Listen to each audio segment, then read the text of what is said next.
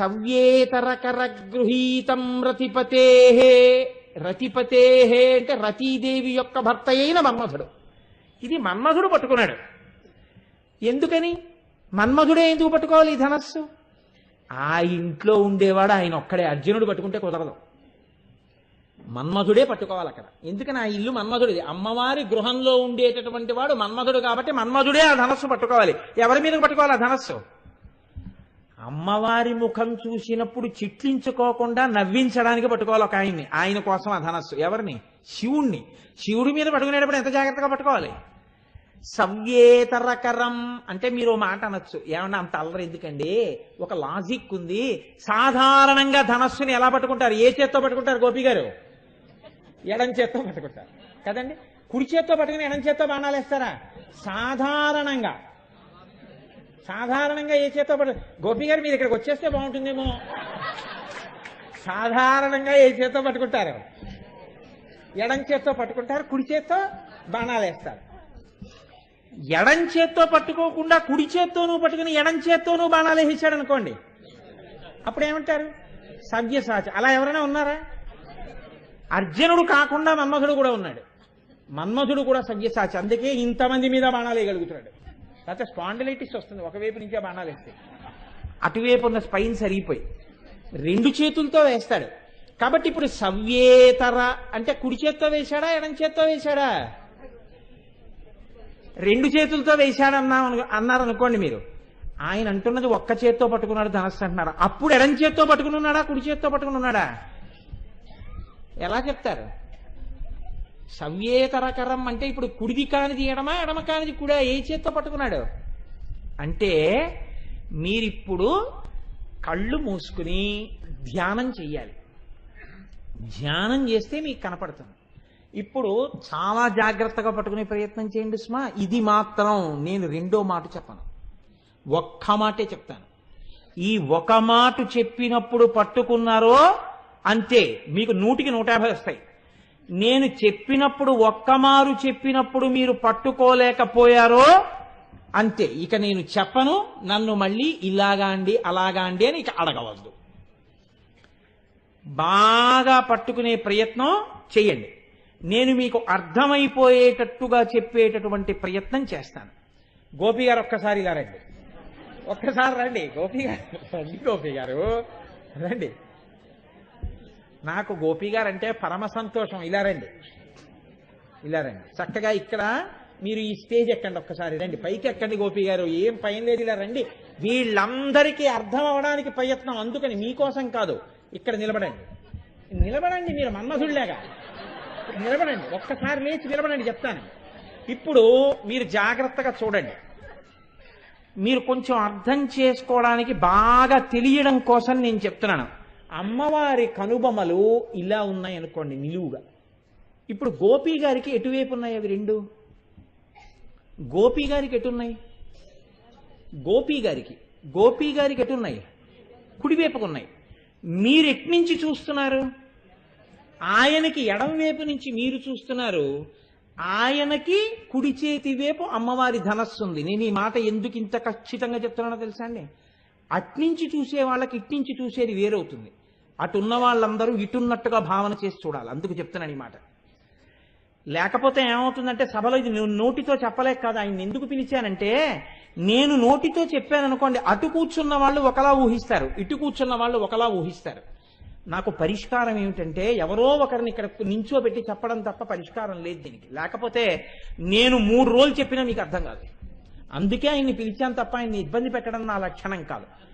మీరు నవ్వకుండా పరమ జాగ్రత్తగా వినండి. ఇప్పుడు సభలో ఉన్న వాళ్ళందరం ఎడం పక్కకే ఉన్నాం. ఎందుకంటే కుడి చేత్తో పట్టుకుంటే ఏమవుతుంది, ఎడం చేత్తో పట్టుకుంటే ఏమవుతుంది బాగా అర్థం చేసుకోవాలంటే ఇటు పక్కన నిలబడి చూసే ప్రయత్నం చెయ్యండి. అటువైపు నుంచి కుదరదు. అమ్మవారి కనుబొమలు ధనస్సుగా ఇలా ఉన్నాయి, తలడ్డేస్తుంది. అందుకని ఇప్పుడు ఇటు పక్కన ఉన్నారు. ఇప్పుడు గోపి గారు కుడి చేత్తో పట్టుకోండి ఒక్కసారి. ఆ ధనస్సును పట్టుకున్నట్టు మధ్యలో ఆ తాళం చెవులు తీసేయండి, చేతిలోంచి జేబులో వేసుకోండి. అలా పట్టుకోండి. పట్టుకున్నారా? ఇప్పుడు మీరు ఒకటి ఊహించండి. ఆయన మన్మథుడు, అది అమ్మవారి యొక్క కనుబొమలు. ఇప్పుడు ఆ కనుబొమల్ని ధనస్సుగా పట్టుకున్నారు ఆయన. మన్మధుడు పట్టుకున్నాడు.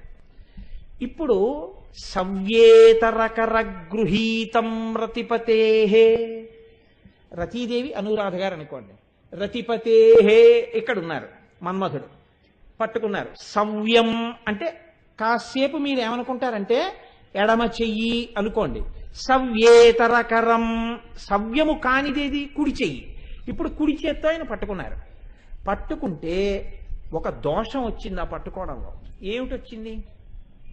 మీరు ఎడం చేతి పక్క నుంచి చూస్తున్నప్పుడు మీరు ఎంత జాగ్రత్తగా అయినా పట్టుకున్నా ఆ వేళ్ల మధ్యలోంచి ఆ ధనస్సు యొక్క కొంత భాగం కనపడుతోంది. చూడండి, కనపడుతోందా లేదా?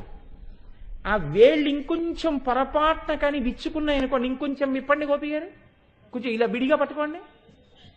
అలా పట్టుకున్నారనుకోండి, ఇప్పుడు ఇంకా బాగా ధనస్సు కనపడిపోతుందా లోపల నుంచి? ఇప్పుడు అక్కడ ధనస్సు ఉందా అసలు? కనుబొమల మధ్యలో లేదు. కనుబొమల మధ్యలో జాగా ఉంది. ఈ జాగా ధనస్సు పట్టుకున్న ప్రదేశం అయిపోవాలి. ఉన్నది అన్నట్టు మీకు కనపడాలి, లేదు అని తెలియకూడదు. అక్కడ మన్మధుడి చెయ్యి ఉండాలి. చెయ్యి ఉండాలంటే ఏ చేత్తో పట్టుకుంటే మీకు తెలియదు ఉందో లేదో. ఈ చెయ్యి తీసి ఈ చేత్తో పట్టుకోండి. ఇప్పుడు ఆయన మణికట్టు కనపడుతోంది తప్ప అసలు ఆ లోపల ఉందో లేదో మీకు తెలుస్తోందా? ధనస్సు ఉంది కాబట్టే పట్టుకున్నారు. శంకరాచార్యులు వారు అన్నారు, అక్కడ లేదని ఎవరు చెప్పారో అక్కడ మన్మధుడి మణికట్టు ఉంది అందుకే కనపడలేదు అన్నారు. అలా అయితే మన్మధుడి మణికట్టు మాకెందుకు కనపడదంటారేమో. మన్మధుడికి శరీరం లేదు కాబట్టి ఆ మణికట్టు నీకు కనపడక రెండు కనుబల మధ్య ఖాళీలా కనపడింది. ఇప్పుడు ఆగండి ఆగండి ఆగండి, ఇంకా ఉంది, ఆగండి. అమ్మ అంత తొందరగా వెళ్ళిపోతే ఎలా? మీరు ఒక్క పావు గంటకి గోపి గారు మీరు అలా అంటే నెత్తికెత్తుకుని ఇన్నేసి రోజులు కూర్చుంటున్నానే, ఎంత కష్టం చూడండి. వెరీ గుడ్ వెరీ గుడ్, అలా ఉండండి. సవ్యేతరకర గృహీతం రతిపతే. ఇప్పుడు ఎడం చేత్తో పట్టుకున్నాడా మన్మధుడు, కుడి చేత్తో పట్టుకున్నాడా? ఎడం చేత్తో. ఎందుకని? ఎడం చేత్తో పట్టుకుంటేనే ధనస్సు యొక్క మధ్యలో ఉన్న ఖాళీ కనపడదు, ఇది కప్పేస్తుంది. అప్పుడు లోపల ఉండిపోయింది ధనస్సు, అంతే. ఖాళీగా ఉందని మీకు తెలియదు, ఖాళీగా ఉందనరు, అందులో ఉండిపోయింది అంటారంతే. అది తప్ప ఖాళీగా ఉందన్న మాట మీ నోటి వెంట రావడానికి అవకాశం లేదు. ఇప్పుడు అందులో ఉండిపోయింది. ఇప్పుడు మళ్ళీ పట్టుకోండి ఎడం చేత్తో. ఇప్పుడు వింటినారేమైంది? ఆ ధనస్సుకి వింటినారు ఎటుంటుంది? ఇప్పుడు వింటినారి లాగా తీసినట్టు తీయండి కుడి చేత్తో ఒకసారి. తీస్తుంటే ఈ ఎక్కడ ఆయన పట్టుకున్నారో వింటినారి కూడా మీకు లేనిది కనపడదుగా, ఈ చెయ్యి అడ్డేస్తోందిగా.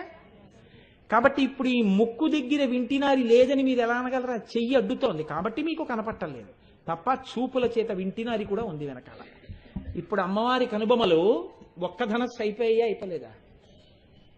ఎప్పుడైపోయాయి? ఇప్పుడు కూర్చోండి గోపి గారు. గోపి గారు ఒక్కసారి ఇలా రండి. మీరు ఇవాళ అందరికీ అర్థమయ్యేటట్టుగా ఇంత బాగా చేసినందుకు నేను వేసుకున్న అమ్మవారి ప్రసాదంగా మీకు చక్కగా కూర్చోండి. కాబట్టి మీరు అలా నించోబట్టి అందరికి అర్థమైంది. గోపి గారు తీసుకెళ్ళండి, చక్కగా కూర్చోండి. సవ్యేతరకర గృహీతం రతిపతే. ఇప్పుడు కుడి చేత్తో పట్టుకున్నాడా ఎడం చేత్తో పట్టుకున్నాడా మన్మధుడు అని అడిగాను అనుకోండి, ఎలా పట్టుకుంటాడు? ఎడం చేత్తో పట్టుకున్నాడు. కానీ నేను మీకు చెప్పేశాను కాబట్టి ఇంత తేలిగ్గా మీకు ఉంది. కానీ ఇది అర్థం చేసుకోవాలంటే ఈ శ్లోకాన్ని అమ్మవారి కనుబొమల మధ్య భాగాన్ని మన్మధుడు ఏ చేత్తో పట్టుకున్నాడు అన్నది ఇక్కడ ధ్యానంలో మీరు చూడాలంటే కుడి చేత్తో పట్టుకుంటే ఏమి ఇబ్బంది, ఎడం చేత్తో పట్టుకుంటే ఏమి ఇబ్బంది, అట్నుంచి పట్టుకుంటే ఏమి ఇబ్బంది, ఇట్నుంచి పట్టుకుంటే ఏమి ఇబ్బంది, ఇన్నిటిని మీరు చూడాలంటే మీరు లోపల ఎంత ధ్యానమో చేస్తే సవ్యేతరకర గృహీతం రతిపతే, ఏ చేత్తో పట్టుకున్నాడు అన్నది మీకప్పుడు అర్థమవుతుంది. ఇప్పుడు మీరు ఆలోచించండి, అమ్మవారి కనుబొమలు చమత్కారంగా మీకు తెలియకుండానే ఇది కనుబొమలు కాదు ధనస్సు అన్న భావనతో మీరు అందులో చొప్పించి మన్మధుడి చేతితో సహా చూసేశారా? ఆ చూసేయడం వల్ల ఏమైందో తెలుసా అండి? నేను పరమ సత్యం చెప్తున్నాను. మీకు భయంకరమైన భయం కల్పించగలిగినటువంటి పెద్ద పాపరాశి ధ్వంసమైపోయింది ఆ క్షణంలో. ఇది ఆ నామం యొక్క ప్రయోజనం. వదన స్మరమాంగల్య గృహతోరణచిల్లిక అని ఎందుకన్నారంటే, ఆయన భయాన్ని ఎలా తీర్చిందో అలా మీ అందరి భయాల్ని కూడా తీర్చగలిగినటువంటి అమ్మ. ఇది చెప్పడం కోసమని ఆ తల్లి 2 కనుబొమలు ఒక ధనస్సు చెయ్యి అని శంకరాచార్యుల వారు ఇంత గొప్ప స్థితిని మనకి అందించారు. కాబట్టి చూడండి, అంత గొప్ప స్థితిని, ఇంతమంది భయాన్ని తీయడానికి ఆవిడికి అధికారం ఎంత గొప్పది. ఇప్పుడు ఇంకో ప్రశ్న వస్తుంది కదండి, ఏమంటే ఆవిడ అంత తేలిగ్గా తీసేస్తానంటే, కనుబొమలు చూసినంత మాత్రం చేత భయం తీసేస్తానంటే అంత శక్తి ఆవిడలో ఎలా వచ్చింది అంటే, ఆ కనుబొమల కదలికలకి అన్ని వ్యాపారాలు జరుగుతాయన్నారు శంకరాచార్య. ఇప్పుడు నోటితో చెప్తే చేశారనుకోండి ఒక స్థాయి, నోటితో చెప్తే వింటలేదని కాగితం మీద పెట్టారనుకోండి ఒక స్థాయి, కాగితం మీద పెట్టినా వింటలేదని బలవంతంగా చేయించారనుకోండి ఒక స్థాయి, ఏమీ చెప్పకుండా అనేటప్పటికి జరిగిందనుకోండి ఆయన అధికారం వేరు కదండి. ఆయన అసలు మాట్లాడరండి అంటారంతే, పనులు అయిపోతాయి. కనుబొమ్మలతో చేయిస్తాడండి, కనుసైగతో పనులు జరుగుతాయి. ఆయన శక్తి అది, అలా నడిపిస్తాడు రథాన్నంట. కనుబొమ్మ కదలిక చేత చేయించడం, ఆజ్ఞాపించడం ముఖంలో ఒక్క కనుబొమ్మకే చెల్లు, ఇంకే దేనికి ఉండదు ఆ శాసకత్వం. మీరు చాలా జాగ్రత్తగా చూడండి. నేను నా పెదవితో మిమ్మల్ని కూర్చోమ్మని కానీ, ఏం సంగతి అని కానీ, నా పెదవితో కానీ, ముక్కుతో కానీ, కంటితో కానీ నేను అనలేను.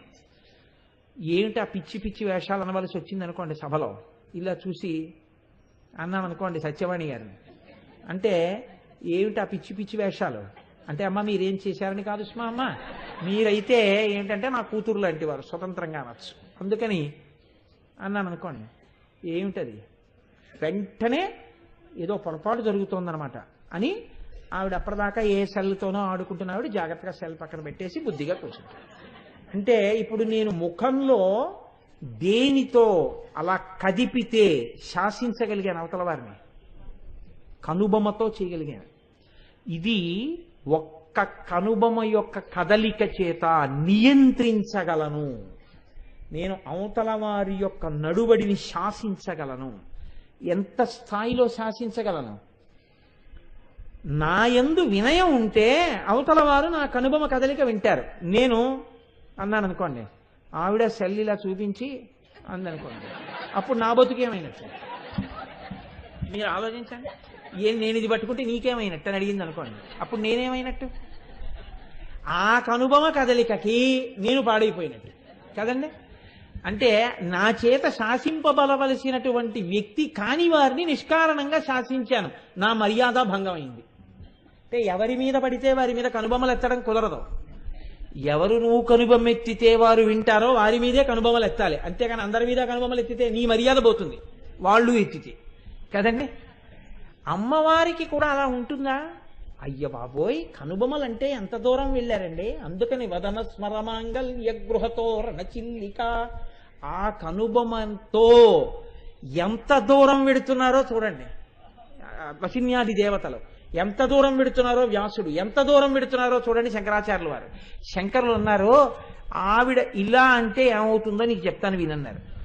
జగత్సూతే ధాతా హరిరవతి రుద్రక్షపయతే తిరస్కుర్వన్నే తత్స్వమపి వపురీశ స్థిరయతి సదా పూర్వః సర్వం త్యజితమనుగృహ్ణాతి చ శివః తవాజ్ఞామాలం జక్షణచలితయోర్భ్రూలతికయోః.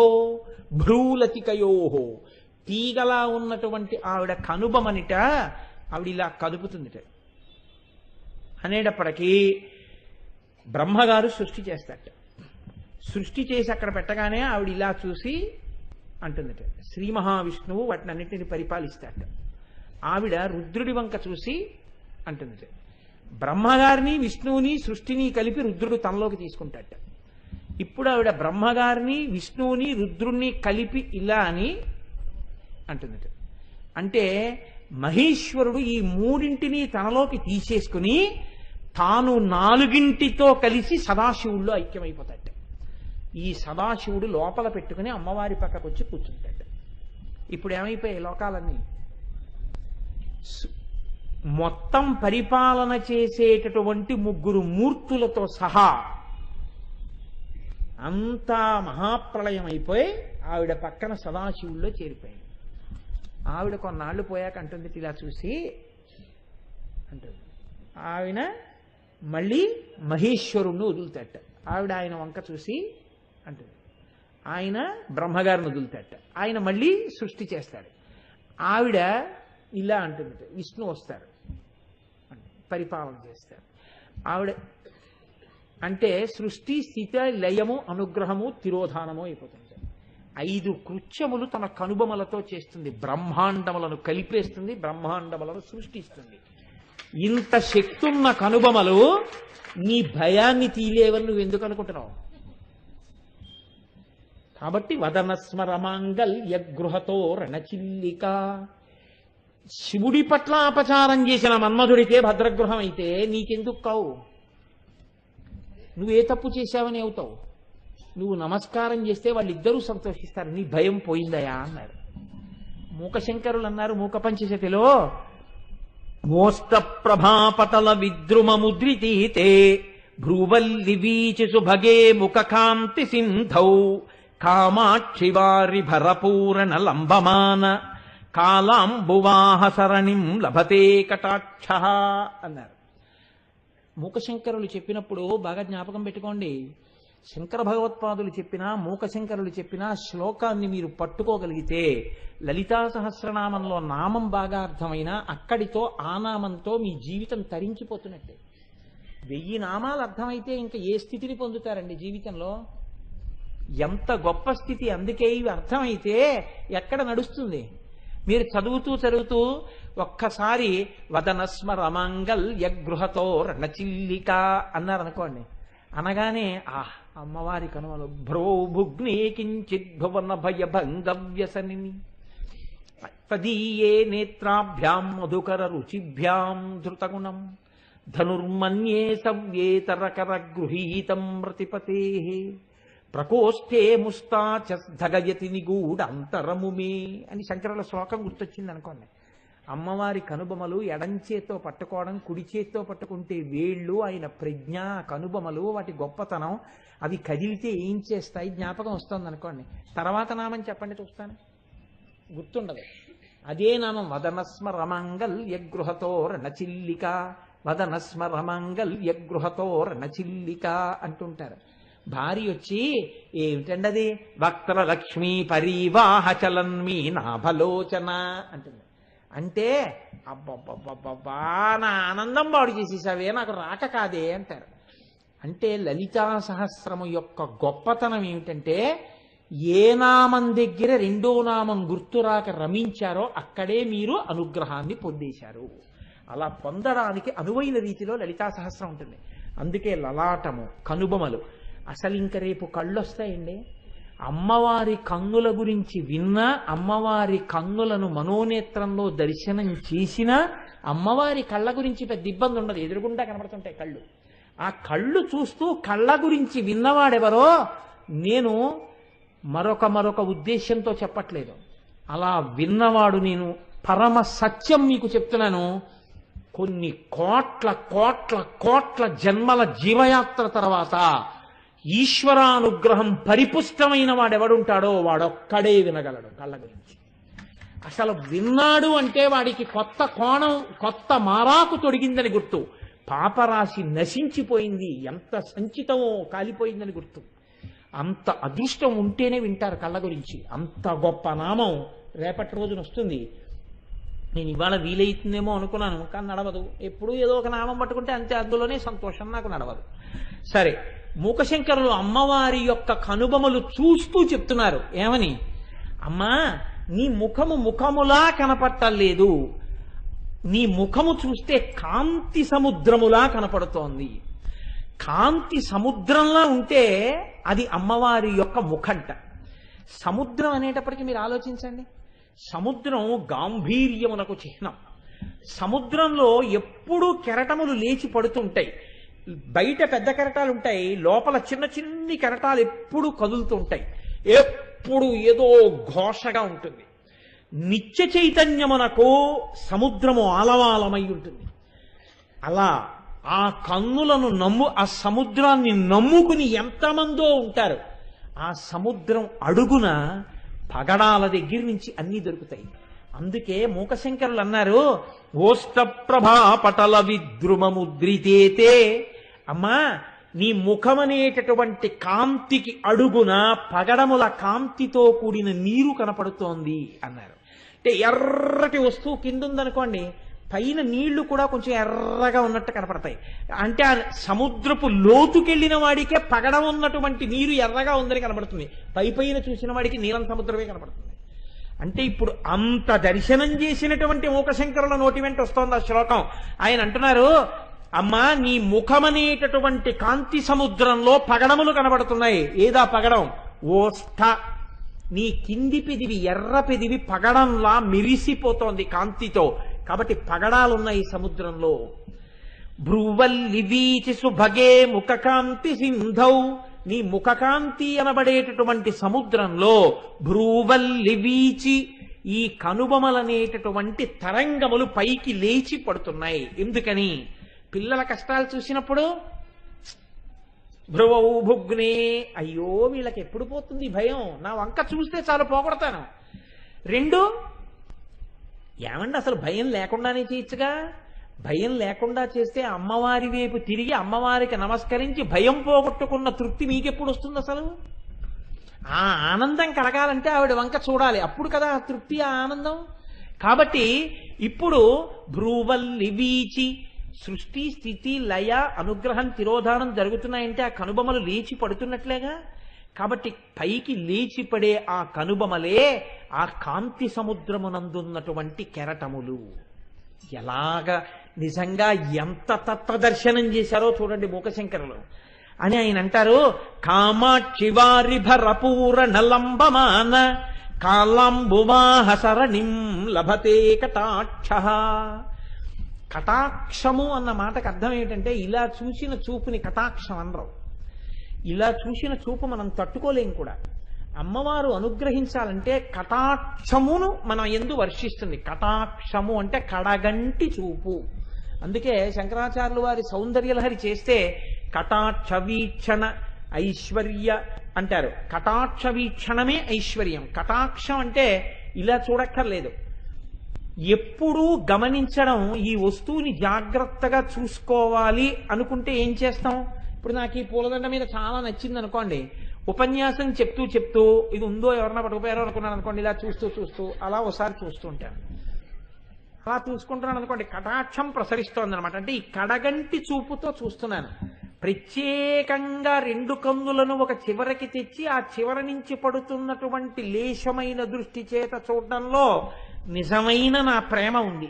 ఇలా చూడడంలో యాదృచ్ఛికమైన చూపు ఉంది. ఒక్కొక్కసారి సభకి ఎవరొచ్చారో కూడా గుర్తుండదు, లోపల విషయం మీద గుర్తుంటుంది. ప్రత్యేకం చూస్తున్నాను అనుకోండి, వెతికి ఆ ఇష్టమైన వస్తువు ఉందనుకోండి, ఇలా చూస్తున్నా అనోసారి అలా అలా చూసుకుంటూ ఉంటాం. అలా చూసుకుంటుంటే కటాక్షం అనమాట. కడగంటి చూపులు పడుతున్నాయి. ఆ కడగంటి చూపు ప్రేమకి చిహ్నం. ఈ కడగంటి చూపు ఏమిటో తెలుసా అమ్మా? నీ కారుణ్యాన్ని మాకు పట్టుకుని వచ్చేటటువంటి మేఘం వేళ్లాడుతోందా రూపంలో అన్నారు మూకశంకరులు. నువ్వు ఇలా అన్నప్పుడల్లా మా మీద వచ్చి పడేటటువంటి కారుణ్యమనేటటువంటి నీటితో కూడిన మేఘం అది ఎందుకు ఇక్కడ వేలాడుతోంది చివర అంటే, ఈ కళ్ళల్లో ఉన్న కాంతి దీప్తి మమ్మల్ని రక్షించగలిగిన శక్తిని అది తాగి పట్టుకొచ్చి ఈ చివరి నుంచి మా మీద వర్షిస్తుంది. మేఘం ఎంత అపేక్ష లేకుండా వచ్చి వర్షిస్తుందో, నీ కటాక్షం అనేటటువంటి మేఘం కూడా మా మీద అలాగే వర్షిస్తోందమ్మా. అందుకని నీ కనుబొమలు అందులో నిత్య చైతన్యమునకు సూచికలై పైకి లేచి పడుతున్నటువంటి తరంగములు అన్నారు. ఒక్కొక్క మహానుభావుడు ఒక్కొక్కలా దర్శనం చేసి తరించిపోయారు. కాబట్టి ఏ కోణంలో చూసినా అమ్మవారి యొక్క కనుబొమల దర్శనం మీ భయమును పోగొట్టగలిగినటువంటి శక్తి కేంద్రములు. కాబట్టి భువన భయ భంగవ్యసనిని అటువంటి తల్లి కనుబొమలను మనస్సునందు దర్శనము చేసి చరితార్థులమయ్యేటటువంటి అనుగ్రహాన్ని నిర్హేతుక కృపగా ఆ తల్లి మన యందు వర్షించుగాక అని తల్లి పాదములు పట్టి నమస్కరిస్తూ మళ్ళీ రేపు రోజు సాయంకాలం అందున అద్భుతమైన నామం వక్త్రలక్ష్మీ పరీవాహ చలన్మీ నాభలోచన. నిన్నటి రోజున వదనస్మర మాంగళ్య గృహతోరణ చిల్లిక అన్న నామం గురించి మీకు కొంత విజ్ఞాపన చేసి ఉన్నాను. ఇవాళ వసిన్యాది దేవతలు అంటారు అమ్మవారిని వక్త్రలక్ష్మీ పరీవాహ చలన్మీ నాభలోచన అని పిలిచారు. అమ్మవారి యొక్క కన్నుల గురించి మాట్లాడుతున్నారు. ఆ మాట్లాడేటప్పుడు వాళ్ళు మొట్టమొదట మాట్లాడినటువంటి అమ్మవారి యొక్క నేత్ర వైభవం దేనితో అనుసంధానం చేశారంటే అమ్మవారి ముఖమునందు ఉండేటటువంటి కాంతి ఒక ప్రవహిస్తున్నటువంటి సరస్సుగా మీరు భావన చేస్తే, కదలికలతో కూడి ప్రవాహంతో ఉన్నటువంటి సరస్సుగా మీరు భావన చేస్తే అందులో ఉన్నటువంటి చాప పిల్లలే ఆమె యొక్క కన్నులు. నీటి ప్రవాహానికి అందం పూర్ణత్వం ఎప్పుడు కలుగుతుంది అంటే అందులో చాప పిల్లలు ఉన్నప్పుడే కలుగుతుంది. అయితే మీరిక్కడ ఒక విషయాన్ని కొంచెం గమనించవలసి ఉంటుంది. వక్త్రలక్ష్మీ పరీవాహ చలన్మీ నాభలోచన అని పిలిచినప్పుడు ఇప్పుడు అమ్మవారి యొక్క ముఖాన్ని ఒక ప్రవాహంతో, దీప్తి కాంతితో కూడినటువంటి ఒక ప్రవాహంగా, ఒక సరస్సుగా, ఒక సరోవరంగా భావన చేస్తే అందులో ఉన్నటువంటి చాప పిల్లలు కన్నులు. కన్నులు చాప పిల్లలైతే ఉపమాన ఉపమేయ సంబంధము దీనికి పడింది, కన్నులకు చాపలకు పడింది. కాబట్టి ఇప్పుడు అమ్మవారి కన్నులు చాపలైతే మీరు దాన్ని సంస్కృతంలోకి మారిస్తే కన్నులను అక్షి అని పిలుస్తారు. కాబట్టి చేపలను మీనములు అంటారు. కాబట్టి ఆ నామము యొక్క పేరు కన్నులను ఒక్కదాన్ని తీసి పక్కన పెట్టి సంస్కృతంలోకి తర్జుమా చేసి చూసుకుంటే అది మీనాక్షి కదండి. కానీ ఈ నామాన్ని లలితా సహస్రనామ స్తోత్రంలో వసిన్యాది దేవతలు ఎక్కడైనా వాడారా? ఎన్నో నామాలు చెప్పారు అమ్మవారికి. కామాక్షి, కళ్యాణి, కదంబ వనవాసిని, రాజరాజార్చిత, రాజరాజేశ్వరి, ఇన్ని నామాలు చెప్పారు. కానీ మీనాక్షి అన్న నామాన్ని మాత్రం ఎక్కడా చెప్పలేదు. లలితా సహస్రనామ స్తోత్రంలో ఉన్నటువంటి గమ్మత్తుల్లో అదొకటి.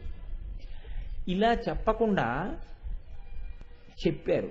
వసిన్యాది దేవతలు చెప్పినట్టే, వ్యాసుడు చెప్పినట్టే. ఎలా చెప్పారు అంటే ఈ ఉపమాన ఉపమేయ సంబంధము చేత అమ్మవారి కన్నులు చాపలలా ఉంటాయి అని చెప్పడం చేత ఆవిడ్ని మీనాక్షిగా మనకి చెప్పేశారు. ఇప్పుడు అమ్మవారి కన్నులను చాపలతోనే ఎందుకు పోల్చాలి? లలితా సహస్రంలో వసిన్యాది దేవతలు మాట్లాడేటప్పుడు అమ్మవారి కన్నులను పోల్చడానికి పూర్వం కవులందరూ వాడినటువంటి ఒక గొప్ప ఉపమానం ఒకటి ఉంది. పద్మాక్షి. కన్నులను పద్మములతో పోలుస్తారు. కాబట్టి పద్మాక్షి అని పిలవచ్చు. కానీ అలా పిలవలేదు వాళ్ళు. పిలవకుండా చాపలతోటే సంకేతించారు. దీని వెనక ఏమైనా రహస్యం ఉందా, లేకపోతే కాకతాళీయంగా వాళ్ళు మాట్లాడారా అంటే అది కాకతాళీయంగా మాట్లాడిన మాట కాదు. అందుకే లలితా సహస్రనామ స్తోత్రమునందు మీరు ఒక అక్షరాన్ని తీయవలసినటువంటి అవసరం ఉండదు. అనవసరమైనటువంటి అక్షరము ఒక్కటి కూడా ప్రయోగము చేయబడినటువంటి స్తోత్రం లలితా సహస్రనామ స్తోత్రం. అది సాక్షాత్తుగా వసిన్యాది దేవతలు చెప్పారు. వసిన్యాది దేవతలంటే మాటలు కాదండి, వాళ్ళ అమ్మవారికి 8 దిక్కుల్లో కూర్చుని ఉంటారు. వాళ్ళకి ఒక్కొక్క వర్గం మీద ఒక్కొక్కరికి ఆధిపత్యం ఉంటుంది. అందులో మొదటావిడ కాబట్టి వసిని అన్న దేవతతో ప్రారంభం చేస్తారు. వసిన్యాది దేవతలంటే వాళ్ళకి అక్షర వర్గముల మీద అధికారము కలిగినటువంటి వాళ్ళు. వాళ్ళ అనుగ్రహం లేకపోతే, వాగ్దేవతానుగ్రహం లేకపోతే ఒక్క మాట నోటి వెంట పలకలేరు. సభ దగ్గరికి వచ్చేటప్పటికి ఉత్తర క్షణంలో మరిచిపోతారు. ఒకవేళ లోపల ఉన్న అవతల వారికి అర్థం అయ్యేటట్టుగా చెప్పగలిగినటువంటి ప్రజ్ఞ మీ యందు భాషించదు. యువతలవాడి దగ్గర ఉన్నది యువతలవాడి దగ్గరే ఉంటుంది. అవతలవాడి దగ్గర నేర్చుకుందామన్న తాపత్రయం అలాగే ఉంటుంది. ఇక్కడ లేదా ఉంది, అక్కడ లేదా ఆర్తి ఉంది. కానీ ఆ ఆర్తికి తగినటువంటి విద్య యువతలవారి యందున్న ఈ విద్య అవతలవారి ఆర్తి తీర్చడానికి పనికిరాదు. ఎందుకు పనికిరాదు అంటే ఆయనకి అవతల వారికి అర్థమయ్యేటట్టుగా చెప్పగలిగినటువంటి ప్రజ్ఞ ప్రకాశించదు. చంద్రశేఖర పరమాచార్య స్వామి ఒకసారి ఒక అనుగ్రహ భాషణం చేస్తూ ఇదే మాట అంటారు. ప్రపంచంలో పిపీలికాది పర్యంతం ఎన్నో జీవరాశులు ఉన్నాయి, 84 లక్షల జీవరాశులు, జాతులు.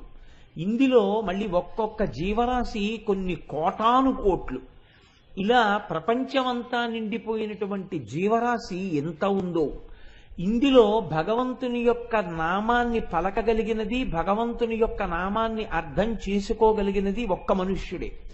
మళ్ళీ ఈ మనుష్యుల్లో తెలుసుకుందామనేటటువంటి జిజ్ఞాసతో వచ్చి కూర్చునేటటువంటి వాళ్ళు కోట్ల జన్మలుంటే తప్ప అలా వచ్చి కూర్చోలేరు. నేను ఇవాళ ఈ నామాల గురించి చెప్తున్నానని మీరు అనుకోకండి, నేను పరమ సత్యం మీతో చెప్తున్నాను. లలితా సహస్రనామ స్తోత్రం చదవడం కానీ, లలితా సహస్రనామ స్తోత్రంలో ఒక్క నామానికి వ్యాఖ్యానం వినడం కానీ జరిగితే కొన్ని కోట్ల జన్మల తరువాత మాత్రమే అటువంటి స్థితిని అనుభవిస్తారు తప్ప, లేకపోతే వినడానికి అమ్మవారు అధికారం ఇవ్వదు. ప్రణంతుం స్తోతుం వా కథమకృత పుణ్య ప్రభవతి. ఆవిడ ఆ పుణ్యాన్ని చూస్తే తప్ప సభలోకి వచ్చి కూర్చొనివ్వదు ఆవిడ. ఆ అనుగ్రహం ఉన్నది అని గుర్తు ఏమిటంటే, అటువంటి అనుగ్రహాన్ని పొందిన వాళ్ళు సభలో కూర్చుని వింటూ ఉంటారు అమ్మవారి గురించి. కనుక అమ్మవారి గురించి వినడమే అంత కష్టమైతే అమ్మవారి గురించి చెప్పడం మరీ కష్టం. ఆ చెప్పేటప్పుడు అవతల వారికి అర్థమయ్యేటట్టు చెప్పడం ఇంకా కష్టం. తనకి జీర్ణం అవ్వాలి, తనకి జీర్ణమైంది అవతల వారికి పనికొచ్చేటట్టుగా చెప్పగలగాలి, దానివల్ల ఏదో ప్రయోజనం కలగాలి. ఆ ప్రయోజనం కలిగేటట్టు చెప్పగలిగితే అది నీ గొప్ప కాదు అంది శాస్త్రం. అలా నువ్వు చెప్పగలిగావు అంటే నీకు వాగ్దేవి యొక్క కృప లభించింది అని గుర్తు. ఆ అమ్మ అనుగ్రహం ఎంతకాలం ఉంటుందో అంతకాలం నువ్వు అలా చెప్పగలవు. ఆ అనుగ్రహం తొలగిపోయిన మరుక్షణంలో నువ్వెందుకు పనికిరావు, నువ్వు అలా చెప్పలేవు. ఇంకా నీ యందు ఆ ప్రజ్ఞ నశించిపోతుంది. కనుక అది కేవలం అమ్మవారి అనుగ్రహం చేతనే, ఆ వాగ్దేవి కృపచేత మాత్రమే చెప్పగలుగుతారు. కనుక చూడండి, అటువంటి వసిన్యాది దేవతలు అమ్మవారి యొక్క కన్నులను చాపలతో సంకేతించడంలో కాకతాళీయంగా అందరూ ఇతపూర్వం కవులందరూ పద్మములతో పోల్చి ఉన్నారు కనుక ఒక కొత్తతనం కోసం మనం ఇవాళ అమ్మవారి కన్నులను చాపలతో సంకేతించి ఉపమాన ఉపమేయములను ప్రయోగం చేద్దామనేటటువంటి భావనతో అటువంటి ప్రయోగములు చేసి ఉండి ఉంటారా? కాదు. ఇందులో మీరు తెలుసుకోవలసినటువంటి ఒక నిగూఢమైనటువంటి రహస్యం ఒకటి ఉన్నది. అమ్మవారి ముఖమంతా కాంతిమయమే. ఎందుకనంటున్నారు ఆ మాట? వక్త్రలక్ష్మీ పరీవాహ అంటున్నారు. వక్త్ర లక్ష్మీ పరీవాహ, ప్రవహించుతున్నా. అది నిలబడిపోయిన కాంతి కాదు, కదులుతోంది. సరోవరంలో నీరు ప్రవహించినట్టుగా ప్రవహిస్తోంది కాంతి. ఇప్పుడు ఈ కాంతి చాలండి మీకు. కన్ను మొట్టమొదట దేన్ని పట్టుకుంటుంది అంటే, కన్ను మొదట పట్టుకునేది కాంతినే పట్టుకుంటుంది. మీరు అందుకే చూడండి, ఒక చీకట్లో ఉన్నారనుకోండి, ఎక్కడో ఒక చిన్న అగ్గిపుల్ల వెలిగితే వెంటనే కన్ను ఆ అగ్గిపుల్ల వెలుగును ఆకర్షించేస్తుంది, ఆ వెలుగు వైపుకి చూసుకుంటుంది. అమ్మవారి ముఖమంతా కాంతితో దీపించి ఉంటే ఇప్పుడు ఆ ముఖమునందు ఉన్నటువంటి కాంతి దీప్తియే గొప్పది. కాంతి దీప్తి గొప్పదా, కన్నులు చేపలతో పోల్చబడడం గొప్పదా? మీరు ఆలోచించండి. కాంతి తనంత తాను చాలా గొప్పదండి. అమ్మవారి ముఖమే కాంతి, కాంతి ప్రవాహం అది. అటువంటి కాంతి ప్రవాహమైనటువంటి ముఖం ఉంటే కన్నులు చాలా చాలా గొప్పవై ఉండాలి కదా. చాలా చాలా గొప్పవైనటువంటి కన్నులను పోల్చేటప్పుడు వాటిని చేపలతో ఎందుకు సంకేతించారు? కాంతి కన్నా చేప గొప్పదేం కాదు. కాంతి తనంత తానుగా గొప్పది. తనంత తానుగా గొప్పదైనటువంటి కాంతి కన్నా ఒక చేపతో కన్నులను ఎందుకు పోల్చాలి? కన్నులు చాలా చాలా గొప్పవి. మామూలుగా మనకే జ్ఞానేంద్రియాలన్నిటిలోనూ గొప్పది ఇది అంటే కన్ను. అందుకే కన్నుకి నయనము అని పేరు. నయనము అన్న మాటలోంచే నాయక, నేత ఈ మాటలు వస్తాయి. నాయకుడు ముందుండి నడిపించినట్టే కన్ను కూడా నడిపిస్తుంది. ముందు 5 జ్ఞానేంద్రియాల్లోనూ మనసు ఉపయోగించి చూడడానికి ముందు మనసు వెంపర్లాడి దేంతో చూస్తుంది అంటే కంటితోటే అవతల వస్తువుని చూడడం మొదలెడుతుంది. ఆ తర్వాత మిగిలిన ఇంద్రియాలు పెడతాయి. అంత గొప్పదైనటువంటి కన్నుని చేపతో దేనికి పోల్చినట్టు? కాంతి సరోవరముగా ముఖమునంటే చేప గొప్పదా అంతకన్నా? మరి ఎందుకు అమ్మవారి కన్నులను చేపలతో పోల్చారు? కన్నులు గొప్పవైతే కన్నులకి ఉపమానం గొప్పదై ఉండాలి కదా. ముఖ ఉపమానం గొప్పదిగా కనపడుతోంది బాహ్యంలో చూసినప్పుడు. దీనికి పెద్ద పాండిత్యమో ప్రకర్షమో ఏం అక్కర్లేదు. కాంతి గొప్పదా? కాంతి ప్రవాహము గొప్పదా? ఒక కాంతి ప్రవాహముతో కూడినటువంటి సరస్సు గొప్పదా? ఒక చేప గొప్పదా అని మిమ్మల్ని అడిగారు అనుకోండి, ఏది గొప్పదంటారు? కాంతి ప్రవాహముతో కూడిన సరస్సే గొప్పది. మరి ఇప్పుడు చాలా గొప్పవైనటువంటి కన్నులను చేపలతో ఎందుకు పోల్చారు? ఇప్పుడు తక్కువ చేసినట్ట ఎక్కువ చేసినట్ట? అంటే మామూలుగా పైకి దాన్ని విచారణ చేసి చెప్పవలసి వస్తే ఏమని చెప్తామంటే తక్కువ చేశారనే చెప్పవలసి ఉంటుంది బాహ్యంలో. కానీ ఇక్కడే నేను మీతో మనవి చేసినటువంటి విషయం, లలితా సహస్రంలో ఉండే నామముల యొక్క చమత్కారం ఎక్కడుంటుందంటే, మీరు పైన ఉండేటటువంటి అర్థం చూస్తే ఒక స్థాయిలో అనుభవిస్తారు. దాన్ని మీరు బాగా ధ్యానం చేసి ఆలోచన చేస్తే మీకు దొరికేటటువంటి అమృతం వేరుగా ఉంటుంది.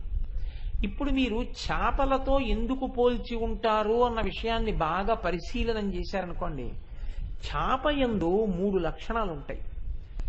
చేపయే సృష్టికర్త, చేపయే స్థితికర్త, చేపయే ప్రళయకర్త. ఎలా అంటారేమో, చేపకి పురుష చేపతో మగ చేపతో ఆడచేప కలవదు.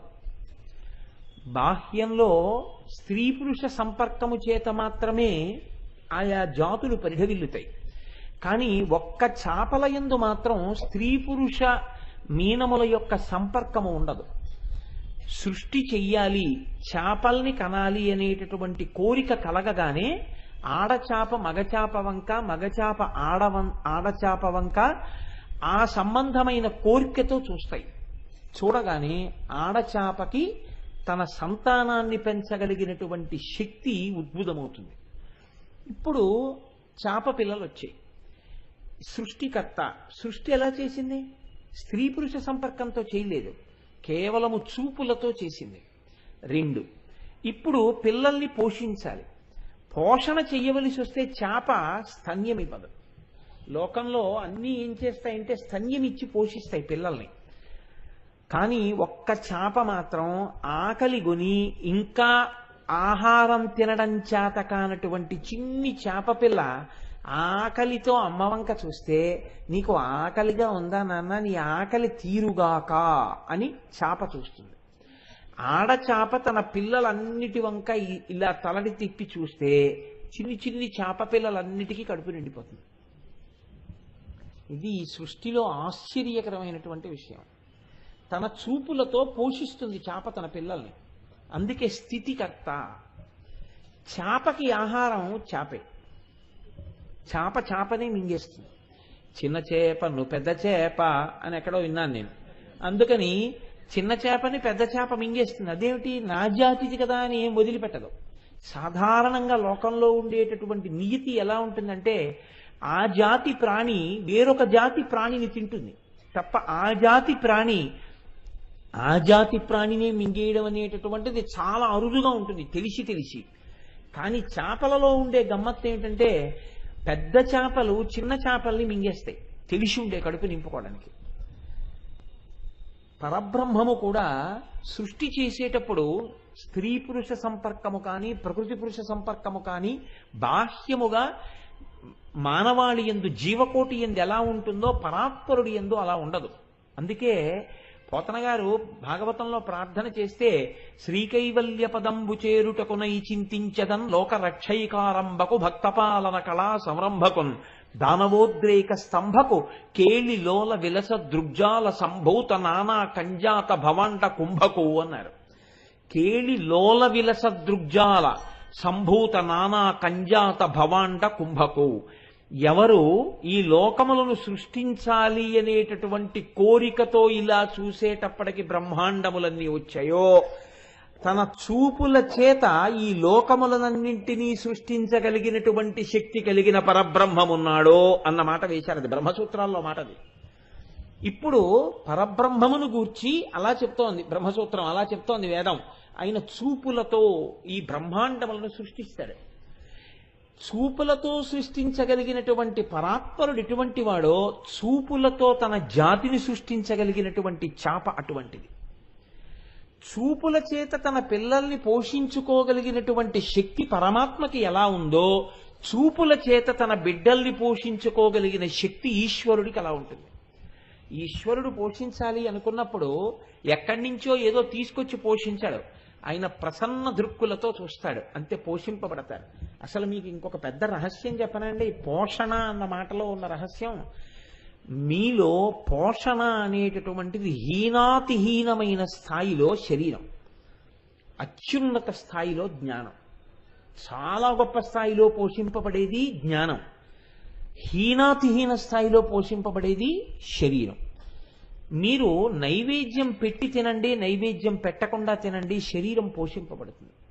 మీరు నైవేద్యం పెట్టి తిన్నా శరీరం పోషింపబడుతుంది.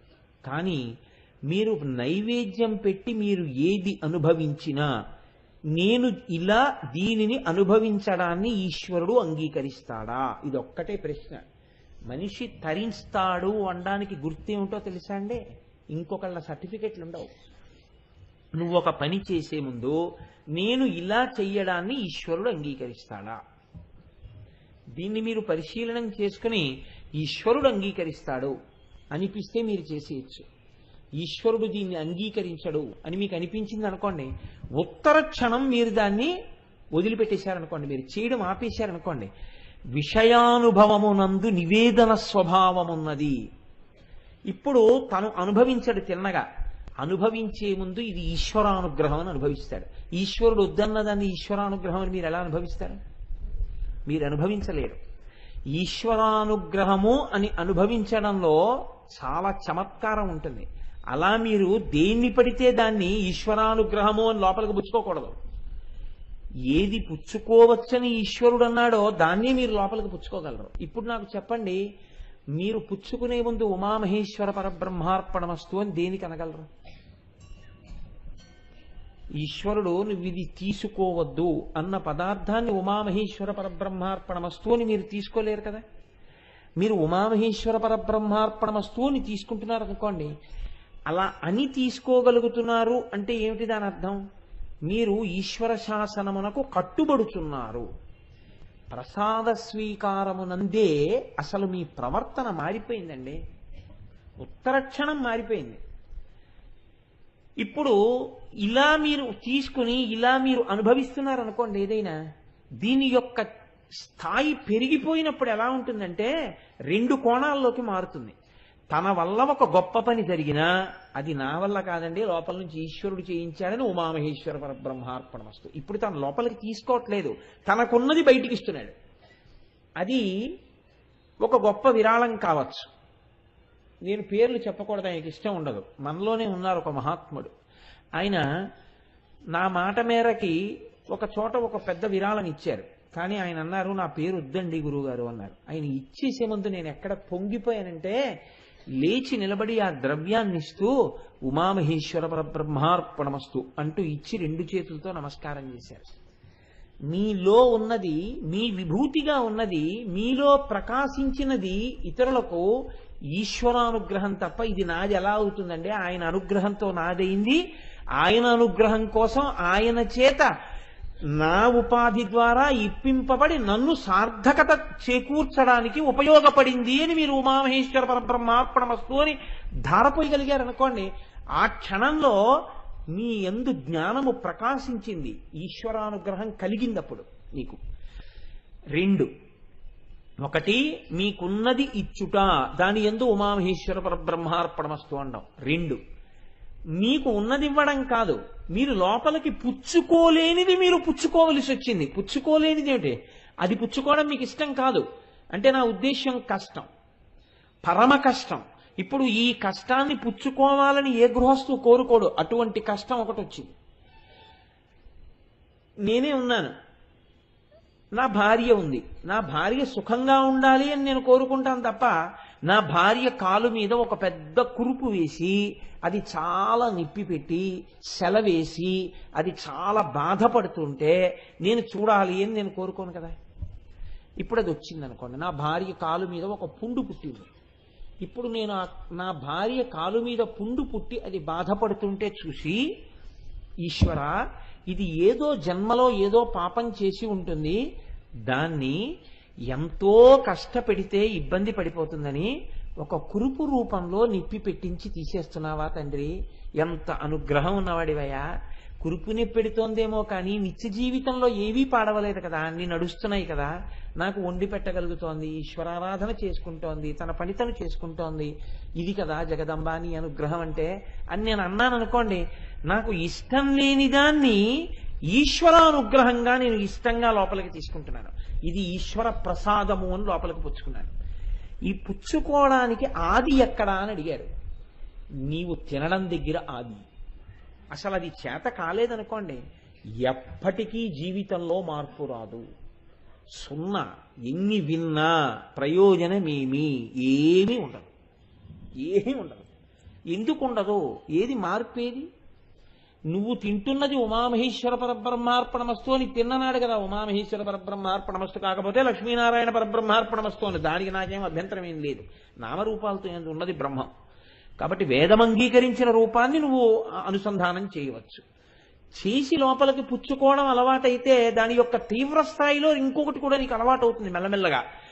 ఇప్పుడు ఈ పోషించడం అనేటటువంటిది అన్నంతో మొదలుపెట్టి వాడు కృతజ్ఞుడై అలా అనకుండా తిన్నా ఆయన పోషిస్తాడు. అమ్మ అన్న గౌరవం లేకుండా అమ్మని నిలదీసిన వాణ్ణి, అమ్మ మీద చెయ్యెత్తిన దుర్మార్గులకు కూడా అమ్మ అన్నమే పెడుతుంది తప్ప అమ్మ విషయం చేత్తో పెట్టదు. అలా పరమాత్మకి నమస్కారం చెయ్యని పాపాత్ముడికి కూడా పరమాత్మ అన్నమే పెడతాడు. అమ్మకి పరమాత్మకి ఒక్కటే లక్షణం ఉంటుందండి. కానీ అందుకే నేను అన్నమాట, హీన స్థాయిలో ఉపాధి పోషణ, పై స్థాయిలో జ్ఞాన పోషణ. ఇది ఎక్కడి నుంచి వస్తుంది? మీరు తీసుకోవడంలో వస్తుంది. ఇప్పుడు ఈ ఇచ్చి పోషించే లక్షణంలో ఉన్నటువంటి వైవిధ్యాన్ని పాలన అంటారు. ఒక్క గాట కడితే పాలన అనరు. పరిపాలన అంటే ఎవరిని ఎలా చూడాలో, ఎంత గౌరవం ఇవ్వాలో అంత గౌరవం ఇచ్చి వారిని ఆయా స్థాయిలలో ఉద్ధరించగలగడం పరిపాలన. ఒక తండ్రికి ఒక కొడుకు ఉంటాడేమో, ఒక తండ్రి భక్తికి కొడుకు వారసుడు కావాలని లోకంలో నియమం ఉండదు. ఒక తండ్రికి ఇద్దరు కొడుకులు ఉంటారేమో, పెద్ద కొడుకులా చిన్న కొడుకు ఉండాలని ఉండదు, చిన్న కొడుకులా పెద్ద కొడుకు ఉండాలని ఉండదు. ఒక తండ్రికి 5 బిడ్డలు ఉంటారేమో, 5 బిడ్డలు తండ్రి గారి కీర్తితో పోల్చినప్పుడు లేశమాత్రమైన కీర్తి సంపాదించలేని వాడి కావచ్చు. ఎవరి యొక్క భక్తి, ఎవరి యొక్క ఈశ్వరానుగ్రహం వారిదే. అది ఉపాసనని బట్టి ఉంటుంది. బిడ్డలు ఉంటారేమో, భార్య ఉంటుందేమో, అన్నదమ్ములు ఉంటారేమో, అక్క చెల్లెళ్ళు ఉంటారేమో, స్నేహితులు ఉంటారేమో, కానీ ఉపాసన బలం మాత్రం ఎవరిది వారిది. అక్కడ మాత్రం ఏం రాజీ ఉండదు. ఇంకా కాకపోతే రక్షణ యందు మారుతుంది. ఆయన భార్య కాబట్టి రక్షింపబడడంలో కొంత తేడా ఉంటుంది. ఆయన ఏడుస్తాడేమో నా ఆవిడని రక్షించవచ్చు, ఆయన ఏడుస్తాడేమో నా బిడ్డలు రక్షింపబడచ్చు, ఆయన ఏడుస్తాడేమో అని చెప్పి ఆయన వస్తువులు కొన్ని రక్షింపబడచ్చు. కానీ ఆయన ఉపాసన ఆయనతో ఉన్న వాళ్ళకి కూడా రావాలి అంటే అలా రావాలని నియమం ఏం లేదు. ఒక్కొక్కసారి ఎలా ఉంటుందంటే, ఒకే ఇంట్లో బతుకుతూ భార్యకున్నంత భక్తితో ఆవిడ తరించిపోతున్నట్టు భర్త తరించలేడు. చాలా గమ్మత్తుగా ఉంటుందండి. ఇది పరిపాలన అంది శాస్త్రం. ఇది స్థితికారుడంటే కేవలం అన్నం పెట్టి పోషించేయడం కాదు. ఈ స్థాయిలో పోషణ చేసేటప్పుడు పైకి చూసినప్పుడు ఎలా ఉంటుంది? అందరినీ పోషిస్తాడు. చేప కూడా అంతే. ఆకలి అని చూస్తే ఎవరి వంక చూడాలి? అందుకే ఆర్తి జిజ్ఞాసురర్థార్థి జ్ఞానీచ భరతర్షభ, నా వంక నలుగురు చూస్తున్నారయా అన్నాడు పరమాత్మ. ఆర్తితో ఉన్నవాడు ఆయన వంకే, ఆర్తి జిజ్ఞాసువు ఆయన వంకే, అర్ధార్థి ఆయన వంకే, జ్ఞాని ఆయన వంకే, నలుగురు ఆయన వంకే. జ్ఞానిని పోషించినట్టుగా జిజ్ఞాసువుని పోషించడు, అర్ధార్థికి ఇచ్చినట్టుగా జ్ఞానికి ఇవ్వడు. జ్ఞానికి అర్థం చూస్తే సంతోషపడిపోడు, జ్ఞానము పెరిగితే సంతోషిస్తాడని ఆయనకి జ్ఞానం ఇస్తాడు, వీడికి అర్థం ఇస్తాడు. ఎవడు దేనికి ఆనందిస్తాడో అది వాడికి ఇస్తాడు. ఎవడు దేనికి ఆనందిస్తాడో నీ పక్క వాళ్ళకి తెలిసినట్టు కాదు, నీ మనసు ఆయనకి తెలుసు, అది నీకు ఇస్తాడు. అందుకే కొంతమంది లీకి మాట మాట్లాడుతుంటారు, ఆయనకి సరస్వతీ కటాక్షం ఉంది కానీ లక్ష్మీ కటాక్షం లేదండి అని. నువ్వెవడు ఆ మాట అనడానికి? ఆయనకి ఏ కటాక్షం ఇవ్వాలో ఈశ్వరుడికి తెలుసు. నీకెందుకు లేనిపోని నిర్ణయాలు, నీకెందుకు ఆ తీర్పులు? ఆయనకి ఏ కటాక్షం పొందాలో ఆయనకి తెలుసు, ఆయనకి ఏమి ఇవ్వాలో ఈశ్వరుడికి తెలుసు. పోతన గారు దరిద్రుడు అన్నాడు అనుకోండి, ఎవడో అన్నవాడు పాడయ్యాడేమో కానీ పోతన గారు పాడవుతారా? పోతన గారు కోరుకున్నది మోక్షం, శ్రీకైవల్య పదంబు చేరుటకునై, అంతేగాని నాకు అంత ఐశ్వర్యం కావాలని పోతన గారు అడగను లేదు. పరమేశ్వరుడికి ఇవ్వవలసిన అవసరం ఉన్నది. ఏడిచేవాళ్ళు చాలా మంది ఉన్నారు, వాళ్ళకి ఇస్తాడు. ఆ తర్వాత ఎప్పుడో తెలుసుకుంటాడు, ఏం పట్టుకెళ్ళానరా ఇందులో, అలా అడగలేకపోయానే అనుకుంటాడు. కాబట్టి ఇప్పుడు అందరెవరి వంక చూడాలి? ఆయన వంకే చూడాలి. చేపలన్నీ పిల్లలన్నీ ఎవరి వంక చూడాలి? పోషణకి తల్లి వంకే చూడాలి. ఇప్పుడు తల్లి ఏం చేస్తోంది? పోషణ యందు తేడా లేదు, సమానంగా పోషిస్తోంది. వాటిలో మార్పుని బట్టి వాటి ఉత్తరం ఉంటుంది. కాబట్టి లయకారకత్వం ఎవరు చేస్తున్నారు? చాపే చేస్తోంది. ఆ చాపే మింగేస్తోంది. ఈ సృష్టించిన వాడే మనందరినీ ఒకానొకనాడు లయం చేసుకుంటున్నాడు. ఏ పరబ్రహ్మము మనని సృష్టించిందో ఆ పరబ్రహ్మమే మళ్ళీ దీన్ని పంచభూతాల్లో కలుపుతుంది. ఇంకా వేరే ఒకడెవరే ఉండడు ఇంకా పంచభూతాల్లో కలపడానికి, వాడే ఉంటాడు. అందుకే మీరు సనాతన ధర్మమునందు చాలా గొప్పగా ఉంటుంది ఒక మాట, మృత్యువు దేవత. సనాతన ధర్మంలో మృత్యువు శత్రువు కాడు, మృత్యువు దేవత, మృత్యుదేవత. ఎందుకని? నీ శరీరము జర్జరీభూతమైపోయి మంచంలోంచి లేచి మలమూత్రములు విసర్జించలేని స్థితిలో కూడా ఇంకా పాడుగూడు పట్టుకుని వేలాడుతుంటే, చాలేవయా ఏం చేసావు దీంతో, ఇంకేం చేద్దామని ఇంకొకటి ఇస్తాను, అందులో ఏమైనా ఏడిస్తే ఏడని విడిపించేవాడు ఎవడో, వాడు దేవత. లేకపోతే అందులో పడి ఉంటావు ఆ గూట్లో. విడిపించాడు కాబట్టి వాడు దేవతేనయా అన్నారు, అంతే. సనాతన ధర్మము యొక్క కోణం అలా ఉంటుంది తప్ప ఎవ్వరినీ అసలు వేరు కోణంలో చూడడం అన్నది సనాతన ధర్మానికి ఉండదు. ఇంద్రియ లౌల్యం ఎవరికి ఉంటుందో వాళ్లే చాలా దైన్యమునందున్నవాడిగా చూస్తుంది శాస్త్రం. వాడు ఉద్ధరింపబడాలని కోరుకుంటుందంతే. కనుక ఇప్పుడు లయ ఎవరు చేస్తున్నారు? చాపే చేస్తోంది. ఆడచాపయే పోషించినట్టు, ఆడచాపయే సృష్టించినట్టు, ఆడచాపయే తినేసినట్టు. అమ్మవారి కన్నులు చేపలైతే ఆవిడ తన చూపులతో సృష్టిస్తోంది, తన చూపులతో పోషిస్తోంది, తన చూపులతో లయం చేస్తోంది. ఇది మీనాక్షి. మీనాక్షి అన్న మాటని ప్రకటంగా వాడకుండా మీనాక్షి తత్వమును తీసుకొచ్చి ఇప్పుడు చెప్పు, కాంతి స్రోతస్సు, కాంతితో కూడిన ప్రవాహము గొప్పదా, ఆ చాపలుగా ఉన్న కన్నులు గొప్పవా? ఆ కన్నులే గొప్పవి. సృష్టి స్థితి లయ ఇప్పుడు ఆ కంటిలో ఉన్నాయి. ఆ కంటి శక్తి అది. మన కంటికే ఉంది. మన కంటికి రెండే శక్తులు. ఇది నాదైతే బాగుండునో, అవలేదు కనురాపు, అయింది వ్యామోహం, అంతే. రెండే శక్తులు. అమ్మవారికి అంత గొప్ప శక్తులన్నీ ఆవిడ కంట్లో ఉన్నాయి. అందుకని మీనముతో తప్ప సంకేతించడానికి వీలు కాక ఇంకా మీనాక్షి అన్నారు. మీకు ఇంకా ఆశ్చర్యకరమైన ఒక విషయాన్ని ఒకటి మీకు విజ్ఞాపన చేసే ప్రయత్నం చేస్తాను. మీకు మిగిలినటువంటి దేవతా స్వరూపములు భూమండలం మీద ప్రవర్తించి మనుష్యులలాగే ఇక్కడ బిడ్డల్ని కన్నారా అని ప్రశ్న వేయవలసి వచ్చిందనుకోండి. మీకు శ్రీ మహావిష్ణువు యొక్క అవతారములలో రామావతారం అలా బిడ్డల్ని కంది. పూర్ణంగా మనుష్యుల్లా ప్రవర్తించింది. అందుకే లవకుశుల బిడ్డల్ని కన్నాడు రామచంద్రమూర్తి. సీతమ్మ తల్లి గర్భిణి అయి గంగ ఒడ్డున ఆశ్రమంలో ఉంది. 11,000 సంవత్సరములు పరిపాలన చేశాడు రామరాజ్యమనైన. మళ్ళీ అలా ఈ లోకంలో అమ్మవారు అయ్యవారితో కాపరం చేసి ఒకరికి బిడ్డయి తాను బిడ్డల్ని కని ఆ బిడ్డల్ని ఈ భూమండలాన్ని పరిపాలింపచేసినటువంటి ఘనత ఏ నామంతోటో తెలుసా? మీనాక్షి. మీనాక్షిగానే ఆవిడిక్కడ పుట్టింది, పెరిగింది, పెళ్లి చేసుకుంది, బిడ్డల్ని కంది. ఆ తర్వాత మన్ని పోషించడం కోసమని వచ్చి ఇక్కడ కూర్చుంది. అలా కూర్చున్న రూపమే మీనాక్షి రూపం. ఇది ఎలాగైంది అని మీకు అనుమానం రావచ్చు. అసలు మీనాక్షి అమ్మవారు అక్కడ ఉన్నారన్న విషయం కూడా ఎవ్వరికీ తెలియదు. ఒకప్పుడు ఒక పెద్ద అరణ్యంలో, ఇప్పుడు మధురై అని మనం పిలుస్తున్న చోట మహారణ్యం ఒకటి ఉండేది. అందులో ధనంజయన్ అనబడేటటువంటి ఒక వ్యాపారి వెళ్ళిపోతున్నాడు. వెళ్ళిపోతూ బడలికతో ఒక చిన్న ప్రాకారం లాంటిది ఉంటే దాని పక్కన కూర్చున్నాడు. చీకటి పడిపోయింది. చీకటి పడిపోయింది, ఇక్కడ పడుకుందామని అతను సర్దుకు పడుకుంటున్నాడు. లోపల దేవతలు పూజలు చేస్తున్న చప్పుళ్ళు వినపడ్డాయి. ఇప్పటికీ అరుణాచలంలో అలా వినపడతాయి, దేవతలు నాట్యాలు చేస్తూ అవిని. అలా దేవతలు పూజలు చేస్తున్న చప్పుడు వినపడింది. అతను లోపలికి వెళ్ళి చూశాడు. మన తూర్పుగోదావరి జిల్లాలో జరిగిందండి అలాగా. ఒకానొక దేవాలయంలో మామగారు పూజ చేస్తుంటే లోపలికి వెళ్ళకూడదన్న నియమాన్ని మర్చిపోయి అల్లుడు గారు గభాలన లోపలికి వెళ్ళారు.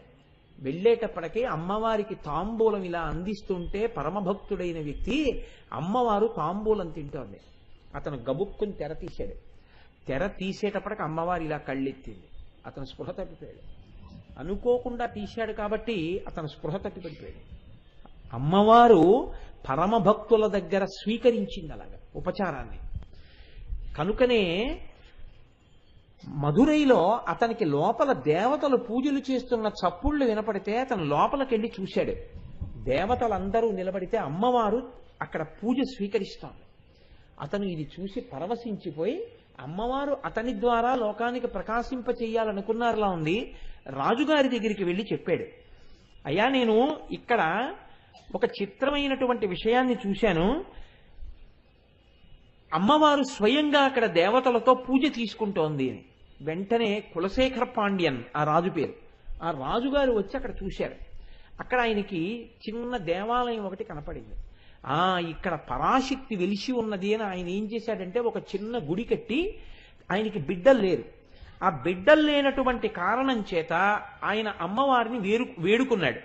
వేడుకుంటే మలయధ్వజ పాండ్యన్ అనేటటువంటి కొడుకు పుట్టాడు అక్కడ. ఈ మలయధ్వజ పాండ్యన్కి బిడ్డలు పుట్టలేదు. పుట్టకపోతే అతను ఈ అమ్మవారి గుడికొచ్చి ఒక హోమం చేశాడు. అమ్మా నువ్వు నన్ను అనుగ్రహించి నాకు బిడ్డలనియ్యి అని. ఆశ్చర్యకరంగా అందరూ చూస్తుండగా ఆ హోమగుండంలోంచి ఒక ఆడపిల్ల పైకొచ్చింది. ఆమె కూడా చిదగ్నికుండ సంభూత. ఆవిడ కూడా చిదగ్నికుండ సంభూత. ఆ పిల్లని ఎంతో సంతోషంగా హత్తుకున్నారు తల్లిదండ్రులు. తీరా చూస్తే ఆ పిల్లకి 3 స్తన్యములున్నాయి. అయ్యయ్యో, లేక లేక పుట్టిన ఆడపిల్ల హోమగుండంలోంచి పుట్టింది, ఈ పిల్లకి 3 స్తన్యములున్నాయి, చిత్రమైనటువంటి ఆడపిల్ల అని లోకంలో పేరు వస్తుంది, ఎలాగా అని దుఃఖపడ్డారు వాళ్ళు. అశరీరవాణి పలికింది పైనుంచి, ఈ పిల్లని నువ్వు సామాన్య కాంతగా భావన చేసి వరుణ్ణి తీసుకొస్తావేమోననే ఆ అమ్మాయి 3 స్తనములతో పుట్టింది. ఈ అమ్మాయి భర్త ఎవరో ఈ అమ్మాయే వెతుక్కుంటుంది. ఈమె వరుడు ఈమె కంటపడిన నాడు ఈమె యొక్క 3వ వచ్చోజం కనుమరుగైపోతుందని చెప్పింది. ఈ పిల్లకి ఆయన పెట్టుకున్న పేరు తడాతగై. అమ్మాయికి ద్రవిడ సంబంధమైన పేరు పెట్టాడు. ఆ పిల్లని పెంచి పెద్ద చేశాడు. ఆ పిల్ల పెద్దదయింది.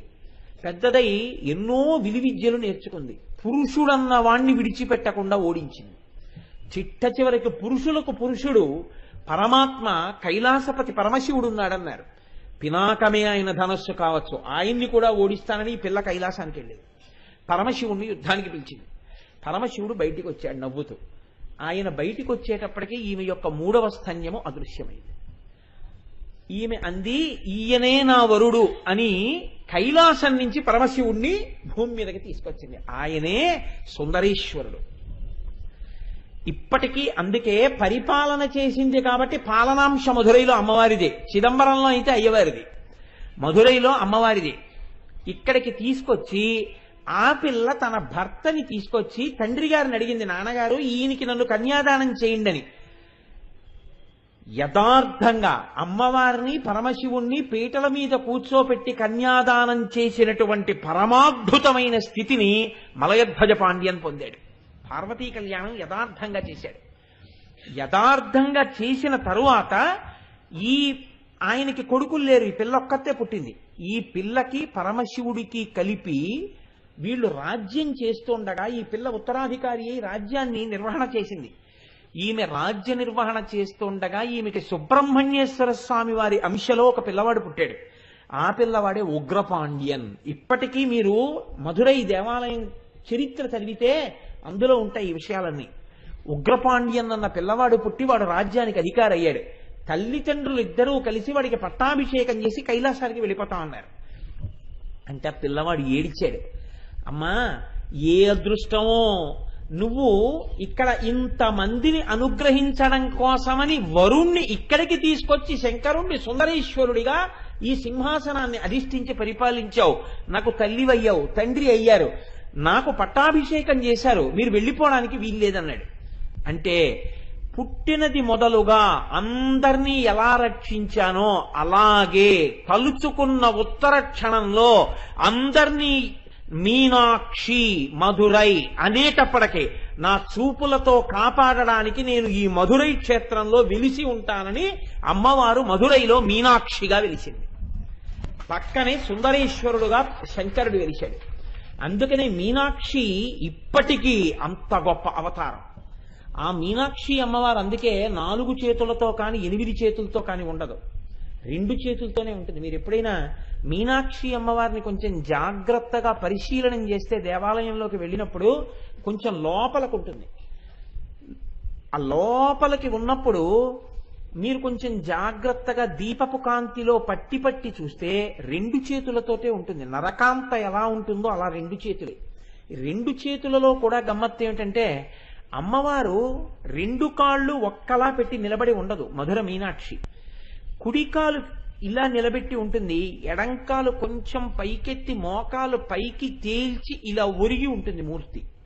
ఒరిగి ఉండి ఎడంచెయ్యి విలాసంగా ఇలా చాపి ఉంటుంది. ఉండి కుడి చేత్తో ఇలా ఒక పుష్ప గుచ్చం పట్టుకుంటుంది. ఈ పుష్పగుచ్చం ఇలా చెవి దగ్గరికి పట్టుకుంటుంది. ఈ చెవి దగ్గర పట్టుకున్న పుష్పగుచ్చం మీద ఒక రామచిలక ఉంటుంది. ఈ రామచిలక ఎర్రటి ముక్కుతో స్ఫుటంగా ఉంటుంది. కొప్పు ఈ పాండ్య దేశస్థులు ద్రవిడ దేశస్థులు వేసుకునేటటువంటి కొప్పు, గొల్ల కొప్పు ఆ తల్లి గోదాదేవి ఎలా వేసుకుంటుందో అటువంటి కొప్పు వేసుకుంటుంది. వేసుకుని ఇలా తోమాల వెంకటేశ్వరుడు ఎలా వేసుకుంటాడో అలా ఒక తోమాల ఒక్కటి వేసుకుంటుంది. వేసుకుని నిలబడి ఉంటుంది మధుర మీనాక్షి. మీరు కావాలంటే ఎక్కడైనా మీనాక్షి అమ్మవారి యొక్క ఫోటో చూడండి. దీనికి పెద్దలు ఏం చెప్తారంటే అమ్మవారు 2 స్థాయిల్లో గమనిస్తుంటుంది. ఒకటి, చూసేటప్పుడు ఆవిడ ఇలా చెయ్యి పెట్టి ఇలా పుష్పగుచ్చం పట్టుకుని అలా చూస్తూ ఉంటుంది. ఈ చూపులలో ఉన్న గొప్పతనం ఏమిటంటే మీరు ఈ బ్రహ్మాండంలో ఎక్కడ నిలబడి నమ్మి మీనాక్షి అనండి, ఆవిడ వెంటనే చూస్తుంది, చూసి కాపాడుతుంది. అలాగే చెప్పడంలో పరవశించి చెప్తున్నాడా, ఇది ఆవిడ వింటుంది. ఎవరు చెవికి దగ్గరగా ఉంటారంటే పువ్వుల మీద ముక్కు ఎర్రబడిన చిలక కూర్చుని ఉంటుంది. అంటే భగవత్ సంబంధమైన విషయం చెప్పేటప్పుడు తాను పరవశుడైపోయి ఆ పారవస్యం చేత ఒళ్ళు మరిచిపోయి రాగరంజితమైన ముఖంతో పారవస్యంతో చెప్తున్నవాడెవడున్నాడో అటువంటి వాడి మాటల్ని దగ్గరకి తీసుకుని తన చెవులతో విని పొంగిపోతూ ఉంటుంది ఆవిడ. అందుకని ఆవిడిచ్చిన జ్ఞానమే ఆ పుష్పాలు. దాని మీదే కూర్చుని ఆ చిలక ఉంటే ఆ చిలక పలుకులు వినడానికి ఇలా కుడి చెవికి దగ్గరికి పెట్టుకుని ఉంటుంది. మీరు ఎప్పుడైనా మధుర మీనాక్షి అమ్మవారిని కొంచెం బాగా పరిశీలనగా చూసే ప్రయత్నం చెయ్యండి, మీకు అన్ని రహస్యాలు అందులో ద్యోతకం అవుతాయి. కాబట్టి ఆవిడ కన్నులతో చూసి పోషిస్తూ ఉంటుంది. ఆ తత్వమే, ఆ తల్లియే ప్రత్యేకించి ఈ భూమండలం మీద మనం 1.5 రోజులు మనది కాదు అని అనుకుంటే ఉత్తర క్షణంలో మీరు మధురై వెళ్ళిపోగలరు. ఏముందండి, ఇవాళ సర్కార్ ఎక్కితే తెల్లారేపటికి చెన్నై, అక్కడ మళ్ళీ వైఘై ఎక్స్ప్రెస్ ఎక్కితే మధ్యాహ్నానికో సాయంకాలానికో మధురై వెళ్ళిపోతారు. చిత్రం ఏమిటో తెలుసా అండి, సుబ్రహ్మణ్యాంశలో పుట్టినటువంటి వాడు ఉగ్రపాండ్యన్ అయితే సుబ్రహ్మణ్యేశ్వరుడి యొక్క కళ్యాణం జరిగినటువంటి తిరుచెందు ఇంకొక కోవిల కూడా అక్కడే మధురైకి చాలా దగ్గరలో ఉంటుంది. సుబ్రహ్మణ్యుడు చాలా గొప్ప క్షేత్రం, పరమోత్కృష్టమైన క్షేత్రం. పూర్వం అందుకే ఎవరైనా పుస్తకం రాస్తే ఇందులో లోకానికి పనికొచ్చే విషయాలు ఉన్నాయా లేవా అంటే మధురై తీసుకెళ్లేవారు. సరస్వతి కోనేరులో పుస్తకం పడేసేవారు. పుస్తకం మునిగిపోతే దాన్ని వదిలిపెట్టి వచ్చేసేవారు. పుస్తకం పైకి తేలితే ఇది లోకానికి పనికొస్తుందని పట్టుకొచ్చి ప్రతులు రాసేవారు. ఆ కోనేరొక్కటే చెప్పేసేది, అది పనికొస్తుందో పనికిరాదో చెప్పేసేది. అటువంటి కోనేటితో సహా ఎన్నో చిత్రములు కలిగినటువంటి క్షేత్రము మధురై క్షేత్రము. అటువంటి మధురైలో ఉన్న అమ్మ మీనాక్షి. ఇప్పుడు ఆ మీనాక్షి చూపులతో పోషించి చూపుల యొక్క కారుణ్యము చేతనే ఇక్కడ నిలబడిపోయింది. అలా నిలబడిపోయిన తల్లికి చేసిన ప్రస్తుతియే వక్త్రలక్ష్మీ పరివాహ చలన్మీ నాభలోచన. ఇప్పుడు చెప్పండి, ఈ నామం గురించి చెప్పుకుంటూ ఈ నామం గురించి వింటూ అది మీనాక్షియే అని మీరు అన్న మరుక్షణంలో మీ మీద ఎవరి చూపులు పడుతున్నాయి? మీనాక్షి అమ్మవారి చూపులు పడుతున్నాయి. మీనాక్షి సృష్టిస్తుంది, పోషిస్తుంది, లయం చేస్తుంది. మీ అజ్ఞానాన్ని లయం చేస్తుంది, మిమ్మల్ని పోషిస్తుంది. కోరికలు ఉన్నటువంటి వాళ్ళకి అయ్యో వంశం రాలేదన్న కోరిక, పిల్లలు పుట్టలేదన్న కోరిక, ఇటువంటి కోరికలు ఉన్నవారి యందు ఆ కోరికలు తీరేటట్టుగా ప్రకాశింపచేస్తుంది. కాబట్టి ఇన్ని ఏకకాలమునందు ఇయ్యగలిగిన తల్లి, అక్కడి నుంచి చూసి ఇక్కడ కోరికలు తీర్చగలిగిన తల్లి. కాబట్టి ఆ మీనాక్షి అన్న నామము అంత గొప్ప నామము. అమ్మ ఓసారికి చూడు అని మీరంటే ఆవిడ పట్ల అపచారం. ఎవరినైనా అయితే ఓసారికి చూడండి అనాలట. అమ్మ అంటే చాలట, ఆవిడ వెంటనే మీ వంక చూస్తుందట. ఎదరెదర మీరు చూద్దరు కానీ భవాని త్వం దాసే అని శంకరాచార్యుల వారు శ్లోకం చేశారు. భవాని అనేటప్పటికీ ఆవిడ మోక్షం ఇచ్చేస్తుంది. కాబట్టి అటువంటి తల్లి, అందుకని ఆ తల్లి కన్నులకు మీనముల చేత సంకేతించి మీనాక్షి అన్న పేరు ఇచ్చారు. మీరు చూడండి, ఇందులో ఒక గమ్మత్తైనటువంటి విషయాన్ని ప్రతిపాదన చేస్తారు. అమ్మవారి కన్నులు కారుణ్యముతోటే ఉన్నాయా, మీకు పనికొచ్చే ఇతర విషయాలు ఇంకా ఏమైనా ఉంటాయా? కారుణ్యము అన్న మాట నేను వాడగానే ఇలాంటి సభల్లో ఉన్న పెద్దలెవరు కాదనరు అనుకోండి. నాలాంటి మూర్ఖుడు ఒకడు ఉంటాడు. వాడు ఏమంటాడంటే, నాకెందుకండి కారుణ్యం, ఐ హేట్ సింపతి అంటాడు. నాకేం కారుణ్యం అక్కర్లేదే, నాకెందుకండి కారుణ్యం, నేనేమంతా ఇంకొకరి కారుణ్యం మీద బతకవలసినంతటువంటి దైన్యంతో నేను లేనే. మీకు ఒకవేళ కారుణ్యం కావలసి వస్తే మీరు అనుభవించండి ఆ కారుణ్యం, నాకెందుకు అంటాడు. కాబట్టి అమ్మ కన్నులలోని కారుణ్యమును అనుభవించు అన్నాం అనుకోండి, ఇప్పుడు నాకు అంత పెద్ద అవసరం ఏముందండి అంటాడు వీడు. కాబట్టి అమ్మ కన్నులలోని కారుణ్యం అంటే ఎన్ని పాయలుగా ప్రవహిస్తుందో చూపిస్తారు. ఒక్క గోదావరి త్రయంబకంలో బయలుదేరింది అనుకోండి, ఎన్ని పాయలవుతుందో. ఎన్ని పాయలైనా అంతటా తీయని నీరే. ఎన్ని పాయలై ఎన్ని రకాలుగా కారుణ్యము విస్తరిల్లుతోందో మీరు చూసిన తరువాత ఏ పాయ మీరు వద్దనంటారో నాకు చూపించండి. ఒక నది ప్రవహిస్తుంది, మీరు బాగా గమనించండి. ప్రవహించేటప్పుడు ఒక అరణ్యంలోనూ ప్రవహిస్తుంది, చిన్న చిన్న ఊళ్ళ నుంచి ప్రవహిస్తుంది, క్షేత్రాల ముందు నుంచి ప్రవహిస్తుంది. ఒక చోట అమ్మవారి అనుగ్రహం అని మీరు అనవలసి ఉంటుంది. ఆ నది ఒడ్డున పెద్ద పెద్ద నగరములు వస్తాయి. ఈ నగరము రావడానికి ప్రధాన హేతు ఏది అంటే అక్కడ నది ఉండడమే. ఒక రాజమండ్రి అంత విస్తరిల్లడానికి కారణమేమి అంటే ఆ రాజమహేంద్రి ఏర్పడడానికి కారణం గోదావరి. నాకు బొంబాయి వెళ్ళినప్పుడు అదే అనిపించేదండి. నేను బొంబాయిలో ఉపన్యాసాలు చెప్పేసి బయలుదేరి వచ్చేస్తున్నప్పుడో బయలుదేరి వెడుతున్నప్పుడో నాకు జ్ఞాపకం లేదు కానీ మా మోహన్ రావు గారితో వచ్చేస్తూ విమానం ఆకాశంలోకి లేచిపోయిన తర్వాత కొద్ది ఎత్తులో ఉన్నప్పుడు ఆ పైనుంచి చూస్తే, ఓయ్ బాబోయ్ ఎంతటి మహానగరం, ఎన్ని లక్షల ఇళ్ళు. ఒక మనిషి ఇంకొక మనిషి దగ్గరికి వెళ్ళాలంటే 4 గంటలు 5 గంటలు ప్రయాణం, విసిగిపోతాడు. రోడ్లన్నీ పొగే, ఎక్కడ చూసినా జనమే, చీమల బారులు, అన్ని కార్లు, అసలు నడవడానికి ఉండదు.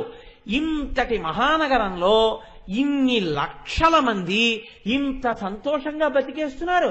ఇంతమందికి నీళ్లు దొరికేస్తున్నాయి, పక్కన సముద్రం తప్ప ఏమీ లేదు. ఇంతమందికి నీళ్లు దొరుకుతాయి, ఇంతమందికి కరెంటు దొరుకుతుంది. ఒక్కనాడు పవర్ కట్ ఉండదు. కటిక పేదవాడు పూరి గుడిసెలో ఉన్నవాడి దగ్గర నుంచి ఐశ్వర్యమునకు హద్దు చెప్పగలిగినటువంటి వాళ్ళ వరకు ఆ బొంబాయి నగరంలోనే ఉన్నారు. ఆ మాటకు వస్తే దేశ ఆర్థిక రాజధాని బొంబాయి. ఇంతటి ఐశ్వర్యం ఈ నగరానికి ఎక్కడి నుంచి వచ్చింది అని మీరు చూశారనుకోండి, ఇంతమంది ఇక్కడ అన్నం ఎలా తింటున్నారు అని. ఖచ్చితంగా ఒక్కటే, అంటే ఆ నగరమునకు అమ్మవారి అనుగ్రహం ఏదో ఉంది. లేకపోతే అన్ని కోట్ల మంది అన్నం ఎలా తింటారండి అక్కడ? శిలాభోగం స్థలాభోగం అని ఒక్క ఊళ్ళో రోజు అన్ని విస్తళ్ళు లేస్తున్నాయి, అంత అన్నశాంతి జరుగుతోంది, అన్ని కోట్ల వ్యాపారం జరుగుతోంది, అక్కడి నుంచి అన్ని జరుగుతున్నాయి, దేశాన్నంతటినీ శాసిస్తోందంటే ఆర్థికంగా ఆ నగరమునకు అమ్మవారి అనుగ్రహము ఎంత పరిపుష్టమై ఉండాలి. లేకుండా అంతమంది బతకలేరు అక్కడ. అలా శంకర భగవత్పాదులు అమ్మవారి యొక్క కారుణ్యము ప్రవహిస్తే ఎలా ఉంటుందో చూపిస్తారు. ఆవిడ కళ్ళల్లోంచి శంకరులకు శంకరులే సాటి, రోజు అంతే, అంతకన్నా ఇంకో మాట అనడానికి నాకు కుదరదు. ఆయన అంటారు, విశాలా కళ్యాణి స్ఫుటరుచిరయోధ్యా కువలయై కృపాధారాధారా కిమపి మధురా భోగవతిక అవంతే దృష్టిస్తే బహునగర విస్తార విజయ ధ్రువం తత్తన్నామవ్యవహరణ యోగ్యా విజయతే అన్నారు. అమ్మా, మహారాజు దండయాత్రకు బయలుదేరుతాడు. బయలుదేరినప్పుడు తను పరిపాలించేటటువంటి రాజధాని ఎక్కడో ఉంటుంది. కృష్ణదేవరాయల వారు పరిపాలించినటువంటి విజయనగరం కర్ణాటకలో ఉంది, హంపీలో, ఆంధ్రదేశానికి బోర్డర్లో. అక్కడ ఉన్నటువంటి కృష్ణదేవరాయల వారు ఒరిస్సాలో ఉండేటటువంటి గజపతుల వరకు ఓడించడానికి వెళ్ళారు. సింహాచల దేవస్థానానికి కూడా ఎన్నో కానుకలు ఇచ్చారు. వెంకటాచలంలో తన మూర్తులే పెట్టుకున్నారు. ఇంత దూరం వెళ్ళిపోయినప్పుడు రాజు ఏం చేస్తాడంటే ఆ పట్టణాన్ని గెలిచేసి ఇది నాది అని ఒక విజయ పతాకం ఎగరవేసి వెళ్ళిపోతుంటాడు. ఆ విజయ పతాకం ఎగరవేసి విజయ స్తంభాన్ని నాటి వెళ్ళిపోయాడంటే ఇది ఆ రాజుది అయిపోతుంటుంది.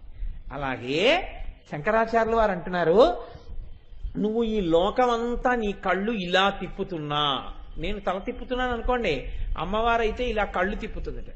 ఇలా కళ్ళు తిప్పుతున్నా నీ దృష్టి కొన్ని చోట్ల ఆగింది. ఒక్కొక్కసారి ఇలా తిప్పుతూ అలా ఆగావు. అలా ఎక్కడ ఆగావో అక్కడ శోభిల్లిపోయాయి ఆ ప్రాంతాలు, అంత శోభని పొందాయి. అవే 8 మహానగరాలు అయ్యాయమ్మా అన్నారు శంకరాచార్యులు వారు. ఆ 8 మహానగరాలు ఎక్కడున్నాయి? నీ కంటి దృష్టిలోంచి వచ్చాయి ఆ నగరాలు అన్నారు. కాదు, ఆ నగరాల పేర్లు నీ కంటికి పేర్లే అన్నారు. నీ కంటి పేర్లే ఆ నగరాలకు వచ్చాయమ్మా అన్నారు. ఇదో గమ్మత్తు. అసలు ఎలా వచ్చాయి శంకర అంది. అమ్మవారు కూడా తెల్లబోయి ఉంటుందండి అసలు శంకరాచార్యులు వారి మాటలకి. ఆవిడ నవ్వి నాకు చాలా విచిత్రంగా ఉంది శంకరాలు చెప్పింది ఏది చెప్పు అంటే, విశాలా కళ్యాణి అన్నారు ఆయన. విశాల అనబడేటటువంటి ఒక నగరం ఏర్పడింది. ఏది విశాల? భారతదేశంలో బదరీనాథ్ని విశాల అని పిలుస్తారు. ఎవ్వరికైనా కోరిక ఏది అంటే జీవితంలో ఒక్కసారి బదరీ కేదారాలు వెళ్ళాలని కోరుకుంటారు. అంత గొప్ప బదరీనాథ్, ఆ క్షేత్రానికి అంత గొప్పతనం రావడానికి కారణం అమ్మవారి యొక్క దృష్టి ప్రసారం కాసేపు అక్కడ నిలబడింది.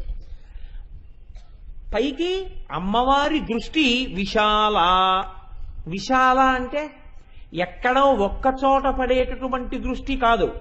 ఎంతమందినైనా, ఎంత దూరంలో ఉన్న వాళ్ళనైనా ఉద్ధరించగలిగి, ఎంత దూరమైనా చూసి రక్షించగలిగినంత గొప్ప దృష్టి కలిగినటువంటి అమ్మ.